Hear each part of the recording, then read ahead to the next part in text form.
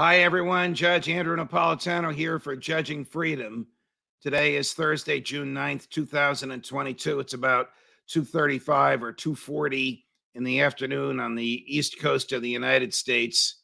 Our most popular and favorite guest, Scott Ritter, is back. He really needs no introduction to any of you, except to remind you that he's the most experienced and courageous person I know with his backgrounds in intelligence and military. And he is our go-to guy on what is happening in Ukraine and where this military adventure is likely to go. Scott, it's always a pleasure. Welcome back, my friend. Thanks for having me. So where do things stand today on June 9th? Vladimir Putin's plan A, the quick and dirty decapitation of the Zelensky government. Obviously, that failed. I don't even know what plan B, gather and capture territory by using war crimes. I don't even know if he's still on that. Is he on plan C? Where is he in his own mind today? And where is his military today? Well, he and his military are on phase 2 of the special military operation. Phase 1, according to them, was to shape the battlefield, fix enemy forces in place so that they could, better prepare for the decisive battles in the Donbass. Phase 1 ended around March 25th. You saw a withdrawal of Russian forces from around Kiev in the north and a redeployment along the Donbass front.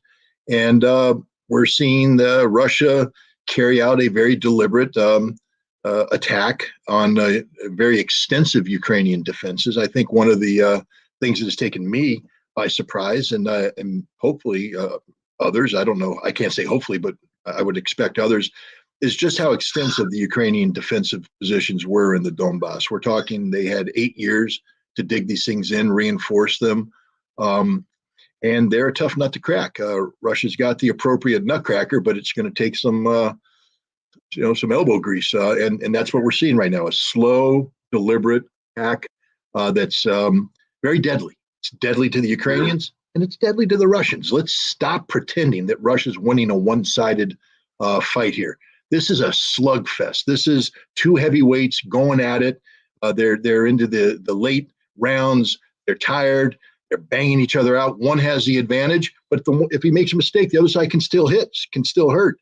And it helps the other side that when they go into the corner, they get billions of dollars of infusion of fresh energy in the form of Western military aid, whereas the other side sort of stuck with what it brought to the fight. But Russia's still winning. It's deliberate. Some of the more heavy-duty military aid for which Zelensky asked and for which Biden said no, and then he changed his mind and said yes. What is it? Has it arrived? And once it does, can it change the military situation on the ground? The primary military assistance that Ukraine needs is artillery. This is an artillery war. Ukraine started the war with thousands of tubes of artillery. Russia has destroyed most of those. Russia started with thousands of tubes of their own artillery. Ukraine has destroyed some of those. But the key aid that's being brought, the one that Ukraine needs more than anything, is artillery. And so far, they've received around 300 tubes of artillery. Some of it advanced, like the U.S. M777A2 howitzer, the French Caesar howitzer, Norwegian modifications of our own M109 Paladin howitzer. It's not just receiving the howitzers. The Ukrainians were taken out of the country to be trained on, for instance, on the Caesar howitzer. They spent weeks in southern France at the French military facilities being trained on how to use that howitzer. The United States took them to Grafenwohr, the major U.S. live fire range in Germany, and spent weeks training them there. Others are being trained in Poland. And so they get well trained, they get well equipped, and then they come in. Some of the stuff's being interdicted. The Russians are trying. They're blowing up warehouses. They're hitting trains. But most of it's making it to the front. All right, let me stop you. When you say these howitzers are advanced, what do you mean? Do you mean they can hit Russia? They can hit the other side of the border, as well as hitting Russian troops in Ukraine? Well, they're advanced in terms of they have significant range. So if you brought them close enough to the Russian border, you reach out. But the big advantage, for instance, the M777 A2 fires a round called the Excalibur round, 155 millimeters. It's GPS guided. GPS guided. That means that the United States provides Ukraine real time with the GPS coordinates of the location of a Russian command post. Real time, meaning we just saw them, they're there.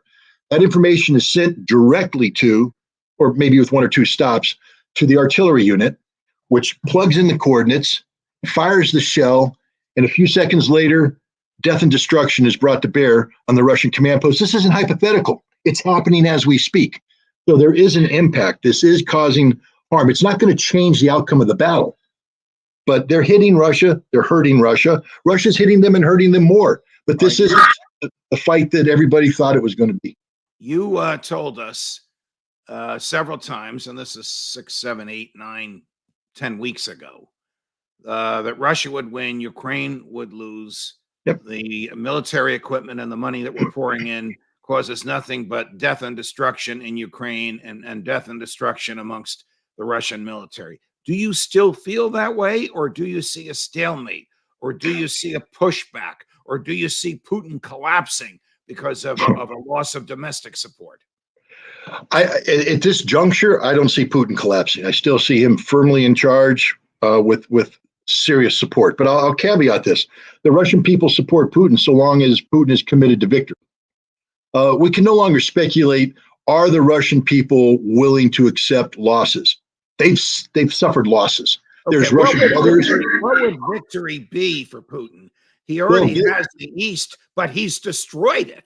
He basically captured a wasteland. Isn't that so, Scott? Well, there's been a lot of destruction. I will say this, the Western media will never cover this, but the Russian military does its best to minimize damage to the civilian infrastructure.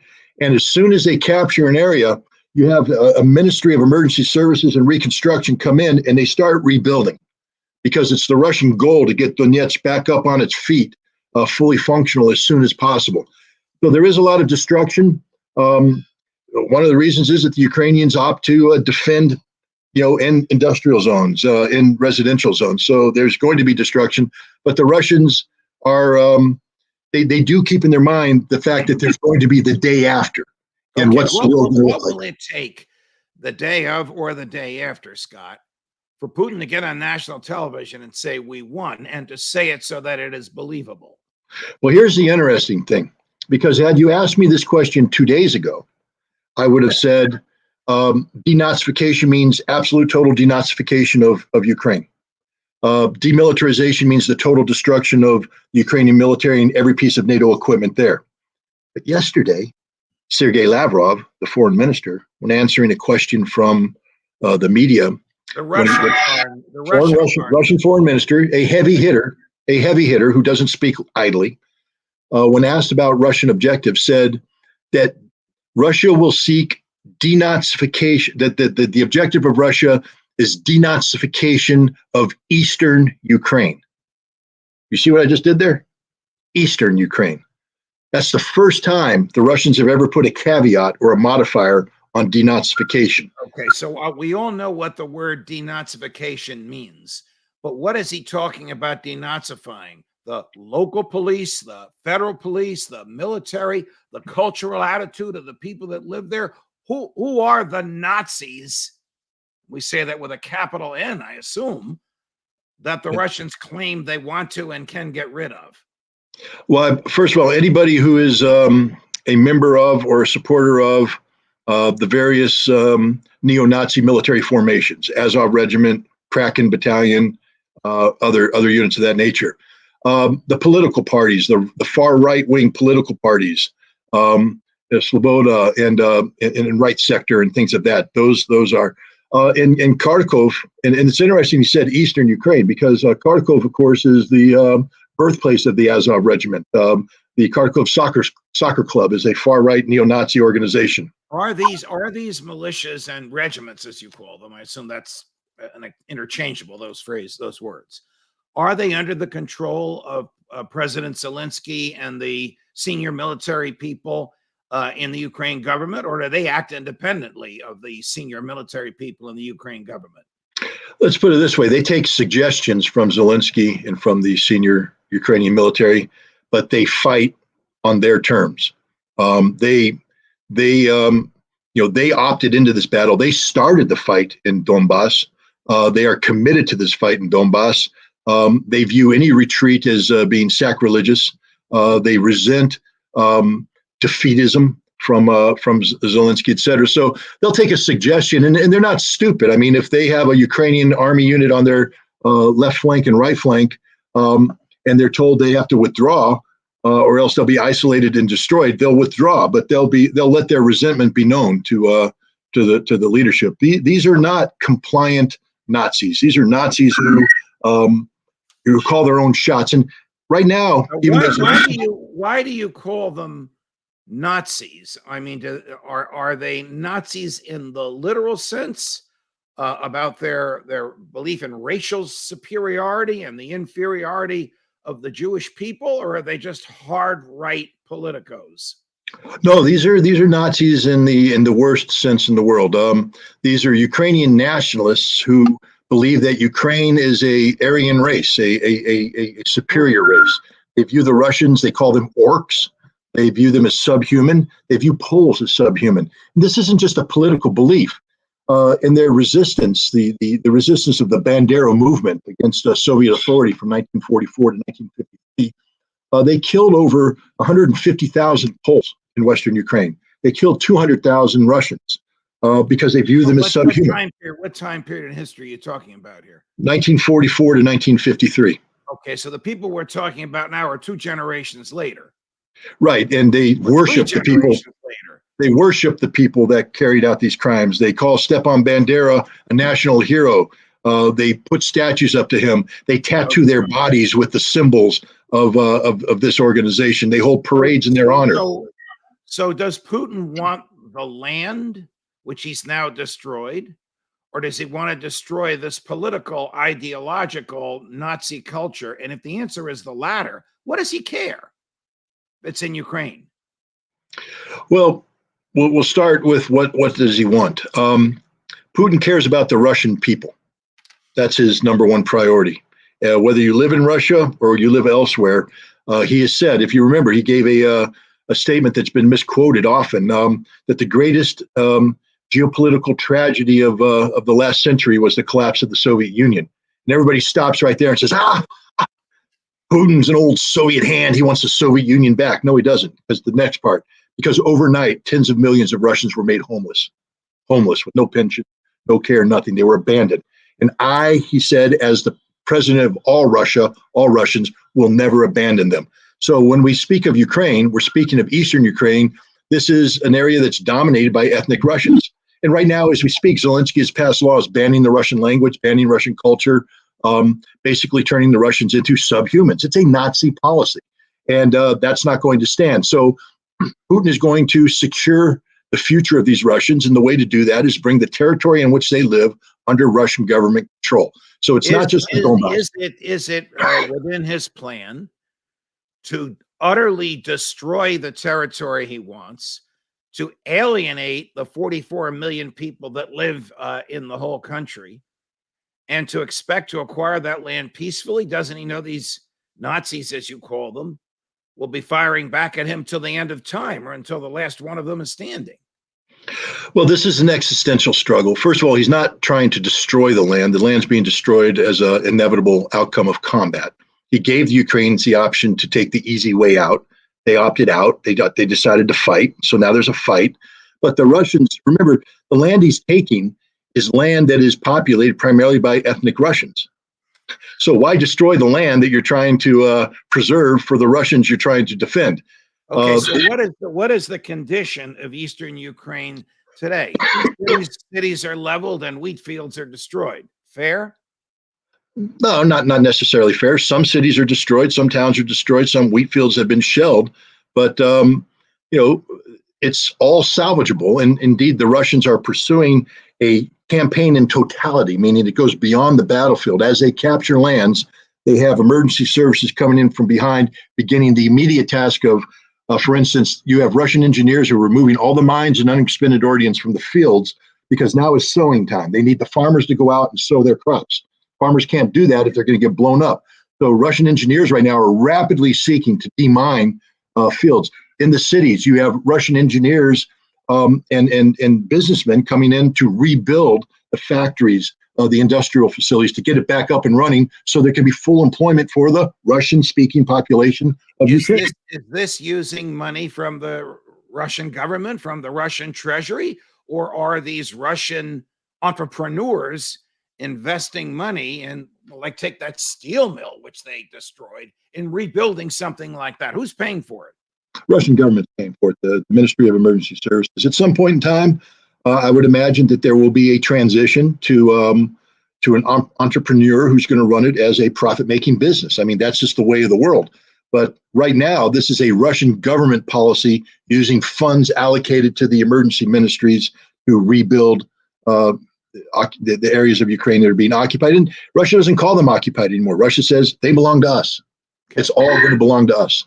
So let's look at this from a slightly different perspective. I read two interesting pieces this morning, one in the Wall Street Journal and one in Time Magazine, and you probably saw them. One saying this could very well be Vladimir Putin's Vietnam. And one way to look at that is it'll destroy him, like it destroyed the presidency of Lyndon Johnson during Vietnam. The other way to look at it is it'll keep him in the presidency as long as he wants to stay, because he'll just keep promising and delivering part of those promises and fighting and taking a little bit more territory here and a little bit more territory there. How do you feel? What are your comments on either of those two views from the Putin side? Well, I would, say just on the first blush that the people who wrote it are not Russian experts. They don't know anything about Vladimir Putin. They don't know anything about how Russia is governed. They don't know anything.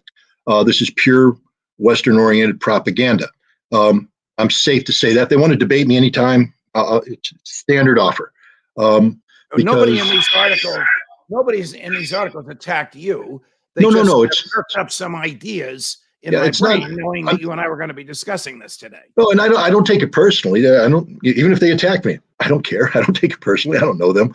But what I can say is that they are part and parcel of the a climate of ignorance that exists in the United States about Russia and about Russia's leadership. First of all, if you study the American history in our involvement in Vietnam, you'll see that we stumbled into that. It was an accidental war. It wasn't done on purpose. And we had no exit strategy going in. We didn't have a strategy going in at all. That's just the opposite of what Russia has done here. Russia has made a deliberate decision with clearly defined objectives about what it wants to accomplish in Ukraine, and it's accomplishing them. So this is not Vietnam. You can never call it Vietnam. It's not Afghanistan. It's not anything. It's Ukraine, and Russia's doing what Russia wants to do.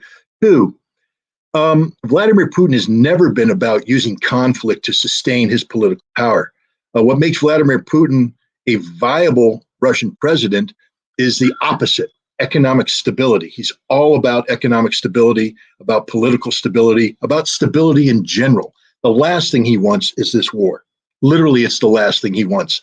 And the way he's going to stay in power is to get out of this war as soon as possible and get back on the track of building the Russian economy. Remember, he inherited an economy that was devastated by the years of Yeltsin, by years of American interference, American malfeasance. And he's been struggling to rebuild Russia's economy since then, and he's done one darn good job. How stable is the Zelensky government, and what opposition, if any, does Zelensky have domestically? I don't mean from the Russians. I mean from politicians in Ukraine that don't like him. Are they all united behind him, or does he have a domestic opposition? Before this war started, Zelensky went from 78% support to 23% support. This is before the war. In order to stay in power, he had to ban all opposition parties. That means people who are politically opposed to them. He banned them. He outlawed any opposition media. If we were in Ukraine and we were speaking out against him, he would have banned you. He would have banned me. That's before the war. Once the war started, he now has declared martial law. He has banned all political parties except the neo-Nazi parties, far right.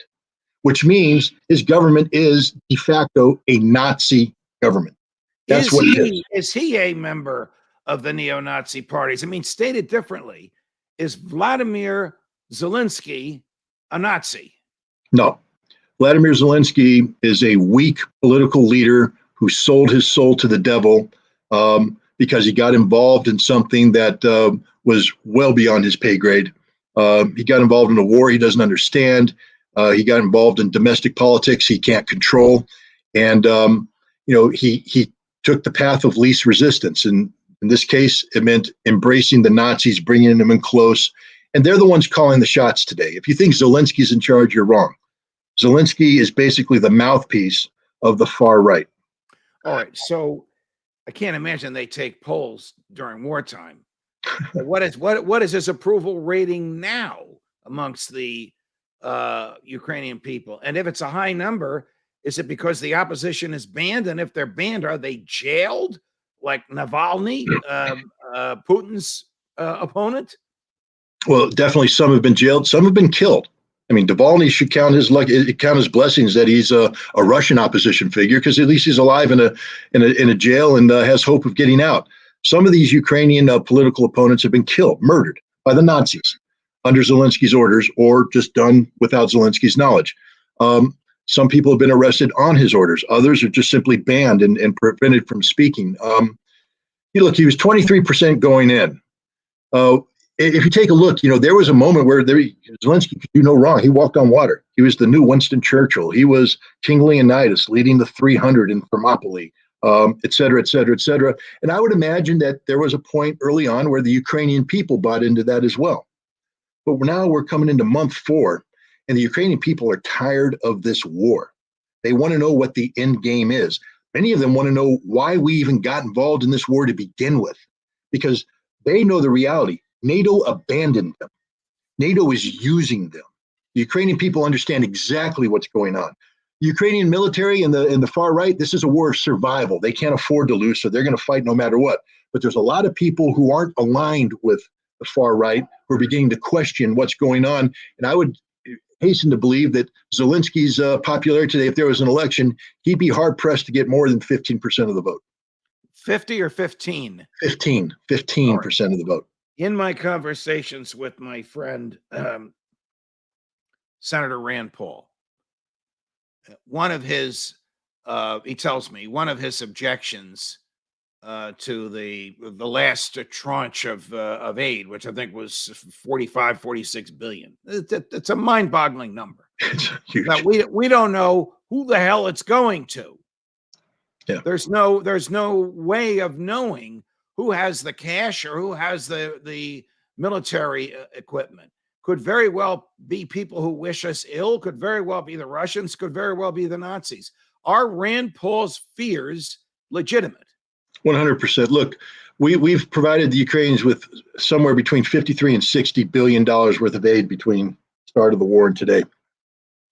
Only about That's only 4 months, 60 billion in 4 months. Has the federal government ever spent that much money in that short a period of time, knowing it's not going to get a nickel back and giving it to a foreign country? I doubt it, but I can't Probably say absolutely. never. Probably never, not that equivalent. But what I'll say is this: only about 8 to 10 billion of that are actual weapons. The rest of it is money that isn't going to go to Ukraine, but a lot of it is money that's going to Ukraine that's cash or humanitarian services, paying salaries. This is one of the things I take great umbrage is we're paying the salaries of every Ukrainian soldier, every Ukrainian politician, every Ukrainian civil servant. This includes the Nazis. We're paying Nazis. U.S. taxpayer money is going. This is why they don't want an inspector general.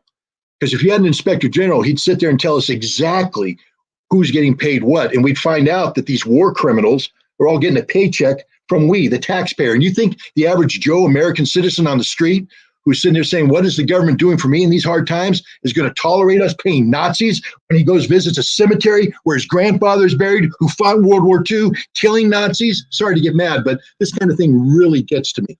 And Ukraine is one of the single most corrupt nations on the planet. And we've got this money pouring in, and it's one thing to send a howitzer. Hard to sell a howitzer on the black market. You know what's not hard to sell on the black market? Stinger missile or Javelin missile. And guess what's being sold on the black market right now as we speak? On the dark web, you can buy a Stinger and a Javelin. And the dark web is just the tip of the iceberg. Below it is the stuff that goes on, not on the internet, the handshake deals in the dark corners of the seamy sectors of Europe, which are flooded with Javelins and Stingers right now. And all it takes is one Javelin fired against a presidential convoy driving in Germany kills the president of the United States.